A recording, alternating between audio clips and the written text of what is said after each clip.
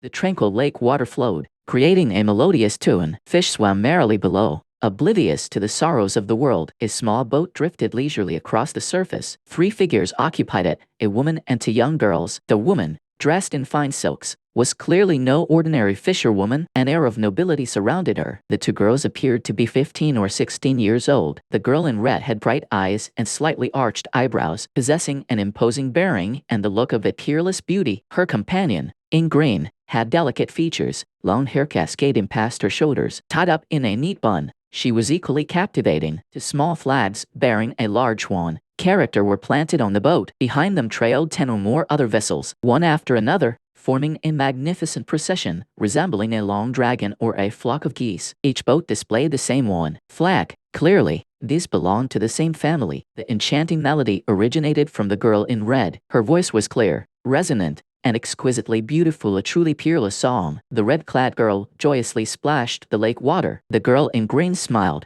her hands dipping into the water as fish slipped through her fingers, tickling her palms, causing her to giggle. These dancing or so boats all belonged to one manor. Wan Zhaoyuan, the lord of one manor, held considerable prestige in the martial arts world and was a master of his time. The fisherwoman was his wife, Jin Ling. Jin Ling hailed from the divine sword sect, renowned throughout the martial world for their chivalry and righteousness. Her father, Jin Gongyin, possessed unparalleled martial arts skills, but had withdrawn from public life in recent years. The leadership of the divine sword sept now rested with his eldest son, Jin Tianlin. The girl in green was Jin Tianlin's daughter, Jin Qing, while the girl in red was the daughter of Jin Ling and Wan Zhaoyuan, named Wan Xinlan. With the Jin army frequently invading, the people of the Song dynasty harbored intense hatred for them, a sentiment shared even among martial artists. One manor had allied with the renowned general Yu Fei in resisting the Jin, becoming a crucial force for Yu Fei in the martial arts world. This large deployment of personnel from one manor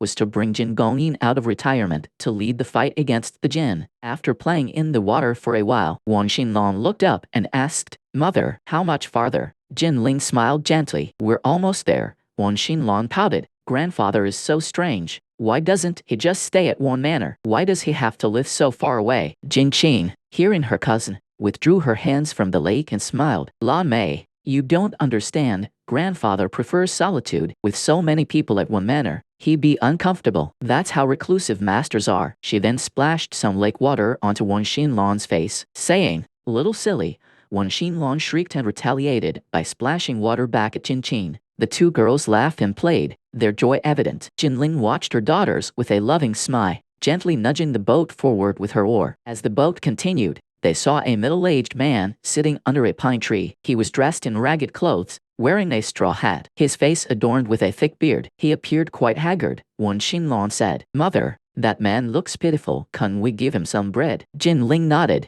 "Yes, go get some bread." Wan Xinlan complied, retrieving some flat breads and giving them to Jin Ling. Jin Ling, holding the bread in one hand and the oar in the other, skillfully maneuvered the boat close to the pine tree, offering the bread to the man. "Sir, please have some bread to ease your hunger." The man took the bread, looked at Jin Ling, but didn't eat it. Jin Ling didn't mind and steered the boat away. Wan Xinlan was unhappy. She said to Jin Qing, "Sister, that man was so rude. We offered him bread, and he didn't even eat it." Jin Qing replied, "Perhaps he isn't hungry yet." Jin Ling frowned. Deep in thought, Wan Xinlan noticed. "Mother, what are you thinking about?" Jin Ling said, "I feel like I've seen that man before." A thunderous sound erupted behind them, startling Jin Ling. She looked back, a sight that left her stunned. Down scenes of boats behind them were sinking one after another, their occupants crying out in despair. Jin Ling was terrified, not understanding what was happening. Suddenly, a powerful gust of wind struck her from behind. Turning, she saw a flatbread hurtling toward her. She deflected it with her hand, but the force behind it was immense. The moment she touched it, the bread crumbled into dust, obscuring her vision. A powerful palm strike hit her chest. Jin Ling reacted quickly, raising her hands to block the blow. With a loud paw, the 3 palms collided. Jin Ling was knocked from the boat, sliding across the water's surface, creating a spray of waves. Using her light skills, she landed on a small piece of wood floating on the water, leaped into the air, performing 7 or 8 somersaults before gracefully landing on the shore. Jin Ling shouted, "Who is it? What kind of hero hides in the shadows?" As soon as she finished speaking, a figure emerged from the nearby woods, quickly reaching Jin Ling. His appearance was disheveled. Was he the same man under the pine tree? The man coldly smiled at Jin Ling. "Humph, Jin Ling, long time no see. How have you been?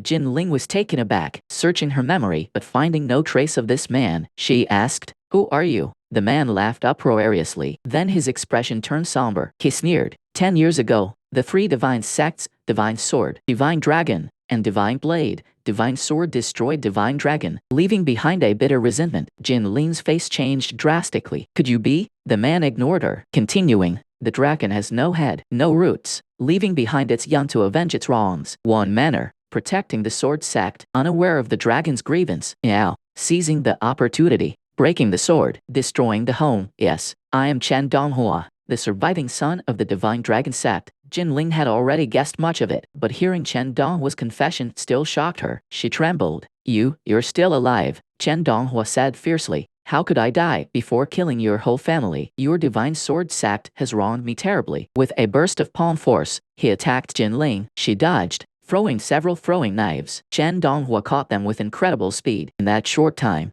Jin Ling leaped back into the boat, paddling furiously away. Chen Donghua coldly snorted, glanced towards the woods, then laughed coldly, pursuing her. Jin Ling used her internal energy to propel the boat, its speed astonishing. Jin Ling thought, that blow from Chen Donghua still stings. His skills have more than doubled. Even Zhao Yun wouldn't be a match for him. Only father can subdue him. I must get to father quickly. Making up her mind, she turned to the two girls. "Hold on tight." But upon turning, she frowned. Except for the bag of food Wan Xinlong had taken earlier, her daughters were gone. Jin Ling panicked, but kept paddling, thinking, where did they go? Were they harmed by Chen Donghua? "Father, Zhao Yun, brother, what should I do?" She was in disarray. Suddenly, a purple figure appeared in the distance, moving with blinding speed, stopping before Jin Ling. Startled, Jin Ling looked up to see an old man with a long white beard and bright, piercing eyes. Despite his wrinkles, he radiated vitality.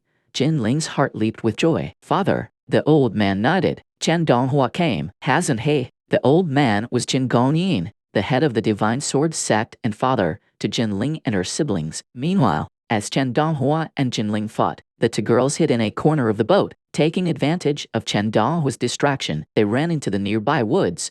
Unbeknownst to Jin Ling, she continued paddling away, leaving her daughters behind. The girls were puzzled and relieved when Chen Donghua left. Wan Xinlong asked, "Sister, where did mother go? Why did she leave us?" Jin Qing pondered for a moment. "Perhaps she went to get grandfather to rescue us." Wan Xinlong felt relieved. The two girls, afraid to leave the woods, huddled together beneath a large tree and fell asleep. Jin Qing woke first, finding herself enveloped in darkness. Night had fallen. She woke Wan Xinlong. "Aunt Jin still hasn't come. Let's go home." Wan Xinlong, still drowsy, stumbled along behind Jin Qing. Deeper into the woods, they soon realized they were lost. Night had fallen, and fear gripped them. Wan Xinlong sat her day down and wept. "Sister, I'm so tired."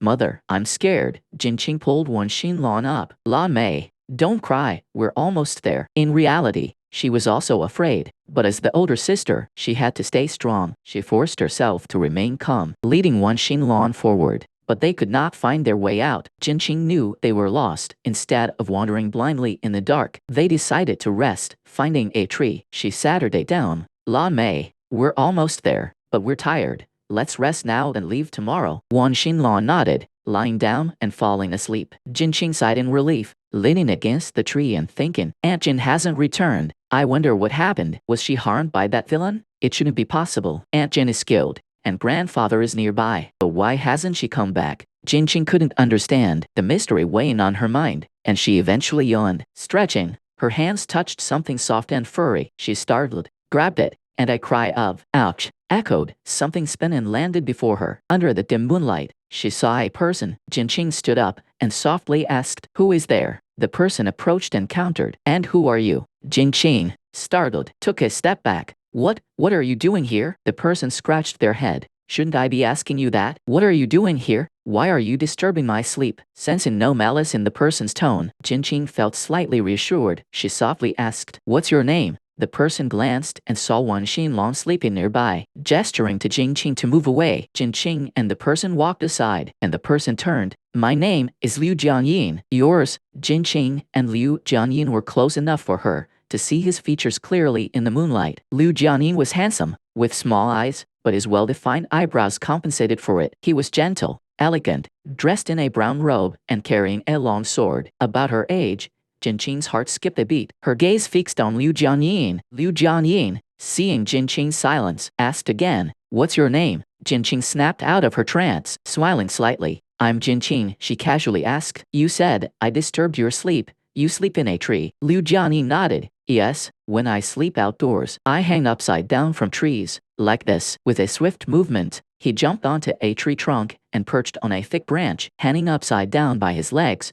Jinqing now realized she had just grabbed Liu Jianyin's head. Liu Jianyin flipped down. "So, what about you? Why are you here?" Jinqing sighed and explained everything: their journey from Wan Manor, their encounter with Chen Donghua, and their separation from Jin Ling. Liu Jianyin listened, nodding. "I see, you're lost. Your home is in Wan Manor, right?" Jinqing nodded. Liu Jianyin continued, "Well, I need to return to my sect, and this place is quite a distance from Wan Manor. Why don't you come with me? We can make plans after meeting my master." Jinqing hesitated, looking uneasy. That might not be appropriate." Liu Jianyin laughed. "Are you afraid I'm a villain? Don't worry, you're just two girls with no money or valuables. Kidnapping wouldn't be worthwhile." Jinqing felt displeased. She and Wan Xinlan were proud of their beauty, and it was true that they were striking. She retorted, "What sect do you belong to?" Liu Jianyin smiled. "The Heartless Sect." Jinqing felt relieved. Jinqing had often heard of the Heartless Sect. They were known for their good character, righteousness, and their fight against evil. The sect master,